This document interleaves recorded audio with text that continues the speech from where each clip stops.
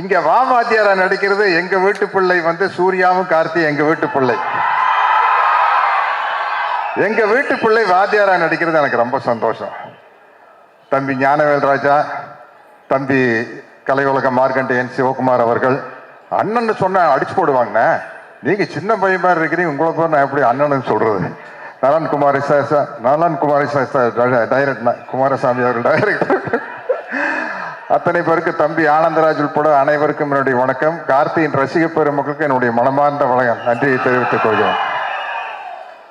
இது பாருங்க, நான் தீவிர வாத்தியார் ரசிகர். நான் இந்த படத்துல வில்லன்.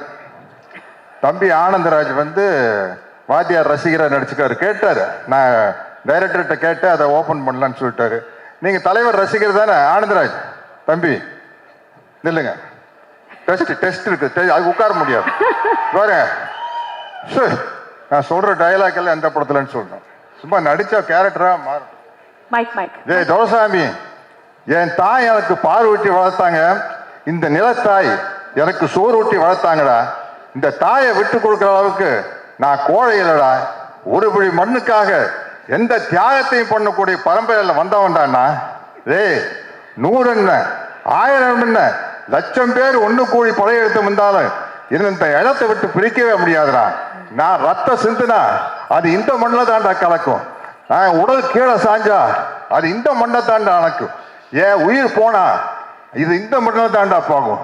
ஆனா அந்த நேரத்துல நான் எழுப்ப போகும் உரிமை குரல் இங்கு மட்டும் இல்லை, எங்கெல்லாம் உழைக்கிறவன் இருக்கிறானோ, எங்கெல்லாம் அவனுடைய வேர்வை துளிகள் விழுதோ, அங்கெல்லாம் என்னோட உரிமை குரல் உழைச்சுக்கிட்டே தாண்டா இருக்கும்.